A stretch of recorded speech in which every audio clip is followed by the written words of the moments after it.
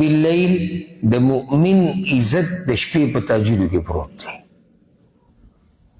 د مؤمن عزت د شپې په تهجدو کې نو چې اوس یو کتاب ولیکلی شي په دې عنوان د مؤمن عزت د شپې په تهجدو کې او بیا د تهجدو بحث وشي څومره خوندور به الله دې توفیق راکړي چې په دې عنوان باندې په دې ټولو باندې څه لیکلي وکړو الله په توفیق سره الله اکبر د مؤمن عزت او قصه بل طرف ته لاړه موږ خو عزتونه بل طرف ته لټول موږ د شپې تهجدو ته خیال کله کړی چې عزت دلته دی موږ خو جیداد او مزدوري او کاروبار او ګاډي او بچي او دبدبه او رعب وایي ځمکې جیدادونه واله دې سره عزتونه ښه ډېرېږي پلانې کار وکړو دې سره عزت پلانې